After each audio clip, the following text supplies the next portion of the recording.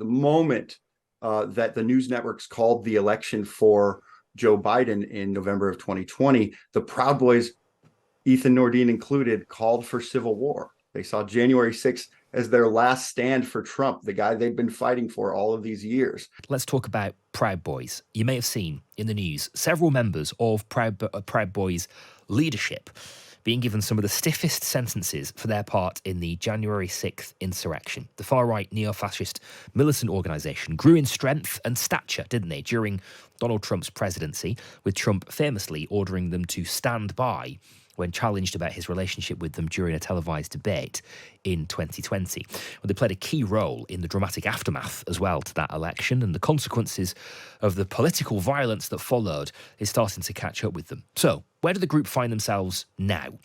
Who are its leaders? Who are the influencers? Who are the main energy behind Proud Boys? And, importantly, what kind of role are they likely to play in American politics over the next 12 months leading up to another presidential election?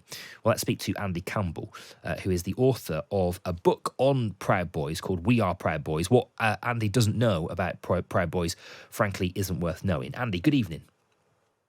Fantastic to be here, Daryl. Thanks for having me. A real pleasure. Could you just give us, Andy, for those who aren't familiar, a potted backstory, a potted history of Proud Boys and how we get to where we are this weekend with several of their leaders being prosecuted?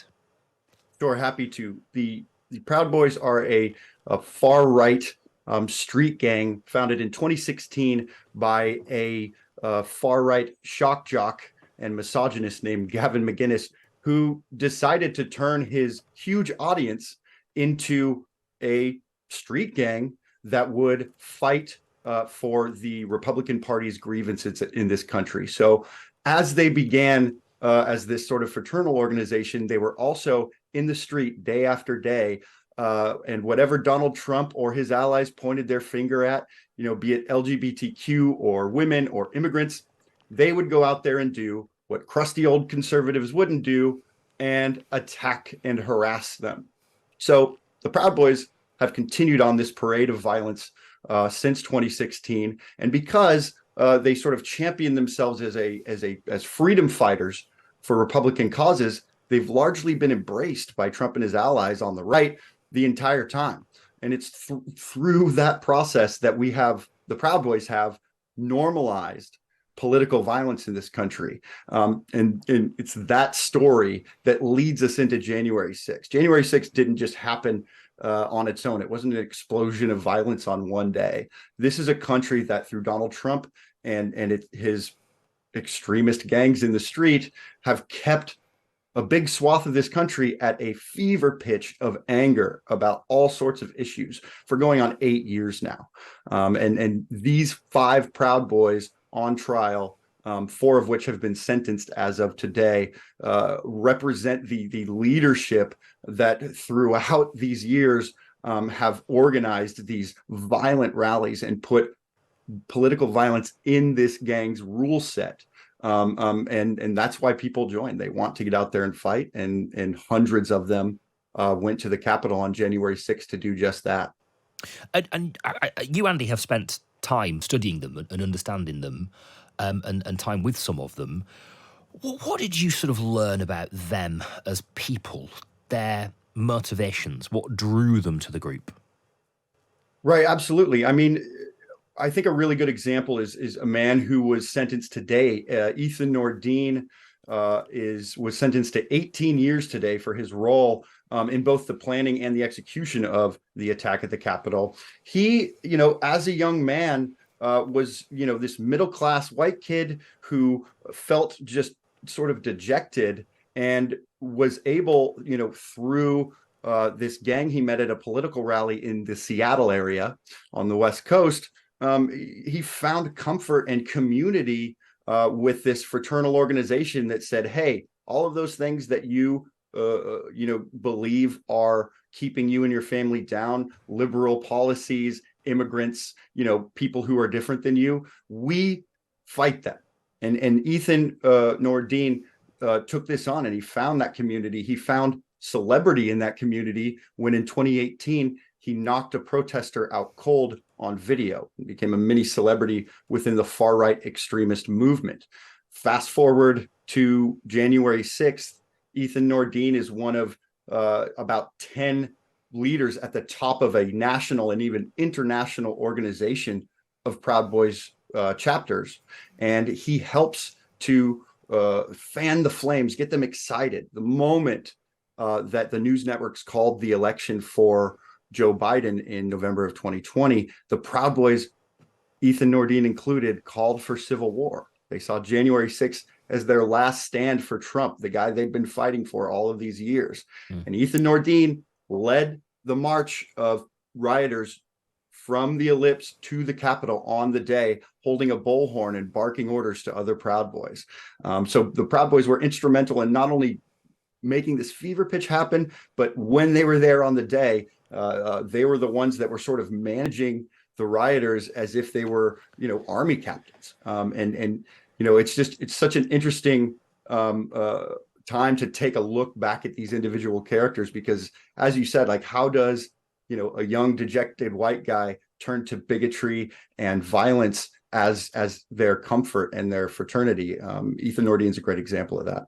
Indeed. And as you said, Trump embraced them, emboldened them during his time as president. I think Joseph Biggs, one of those who's been sentenced this weekend, I think his lawyer actually said, this is on Donald Trump, really. Donald Trump lied to them. He told them to do this. He emboldened them. Where is he this weekend? Have we seen? And of course, he was famously questioned. There's that famous clip, isn't there, during one of the presidential debates in 2020 when he was questioned about them. You have Donald Trump courted a far-right neo-Nazi fascist group of violent men. What do you say to that? And he told them to stand by, and that was a controversial statement in itself. What kind of relationship has Donald Trump, the Trump campaign, those around Trump, had with this organization since then? Right. Well, the moment he said that stand back, stand by quote, the Proud Boys jumped to action. They thought that was marching orders for January 6th. Joe Biggs, who, like you said, was sentenced this week, called directly for civil war. But prior to January 6th, the Proud Boys knew, after, that famous Nazi rally in Charlottesville in 2017 that took over the news cycle in America. After that event, the Proud Boys realized we can't make it as an organization if we're just seen as a fight gang. We need to get more political. So they began embedding themselves directly with the GOP. They began running for political office themselves. And Enrique Tarrio, the gang's chairman, who is going to be sentenced next Tuesday, became friends and sidled up to Roger Stone, one of Trump's top confidants. So these guys had a direct line to Trump. Now, there's no evidence that says they were talking to Trump on January 6th, but he certainly knows who they were. And we all know that Trump loves to have people fighting for him in the street. That's his entire sort of ego out there on the line. He absolutely loves that there's people fighting for him. So he never, called them off. And the GOP at large has yet to call the Proud Boys off since. What have they come to? What have they come to represent with Trump out of power then? That's a great question, because they have, like I said, so normalized political violence in this country that you can, despite their leaders being behind bars, despite thousands of arrests in the January 6th insurrection, the Proud Boys are still out there today attacking people at libraries, at drag queen story hours, at polling places where people are voting, and they haven't lost any momentum as a group. But even if the Proud Boys dissolved tomorrow because of all of these convictions and these sentences to their leaders, they have so ingrained political violence and bigotry into American politics that's not going away if the Proud Boys go away. I mean, the rhetoric that they push, the anti-immigrant, anti-LGBTQ rhetoric, and the notion of using violence against that if you don't like it, that is ingrained in our political system now. And so I think the Judge Tim Kelly, who sentenced these guys this week, hit the nail on the head. I'll read you a quote from him that he said to one of the defendants. That day, January 6th, broke our tradition of peacefully transferring power, which is among the most precious things we had as Americans.